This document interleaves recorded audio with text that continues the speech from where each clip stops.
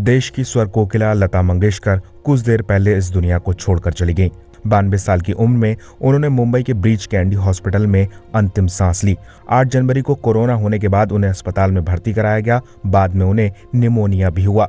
पिछले 27 दिनों से वो अस्पताल में वेंटिलेटर पर जिंदगी और मौत की जंग लड़ रही थी।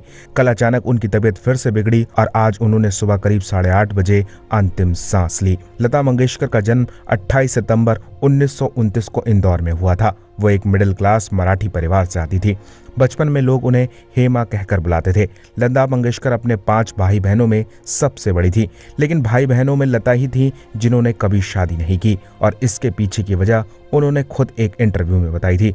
लता मंगेशकर के पिता दीनानाथ मंगेशकर रंगमंच कलाकार और संगीतकार थे, और अपने पिता को ही देखकर लता ने भी बचपन में ही संगीत से अपना नाता जोड़ लिया था।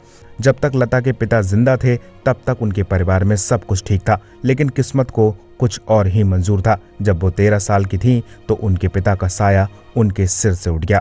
पिता के बाद वही थी जो घर में सबसे बड़ी थी, और इसी वजह से सारी जिम्मेदारी उनके छोटे से कंधों पर आ गई थी। पिता के निधन के बाद लता मंगेशकर ने घर की जिम्मेदारी निभाते हुए बाहर कदम रखा। इसी वजह से उन्हें अपनी पढ़ाई भी बीच में ही छोड़नी पड़ी। लता मंगेशकर घर की जिम्मेदारियों को निभाने की वजह से कभी शादी नहीं कर पाई। इस बात का खुलासा उन्होंने खुद एक इंटरव्यू में किया था, जिसमें उन्होंने बताया था कि उन्होंने कई बार शादी के बारे में सोचा, लेकिन भाई बहनों की जिम्मेदारियों की वजह से वो कभी शादी करने का फैसला नहीं कर पाई।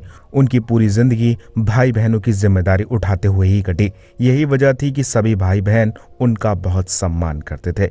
लता दीदी को इसी वजह से त्याग की मूर्ति भी कहा जाता था। लता दीदी, आप हमारे दिलों में हमेशा जिंदा रहेंगी।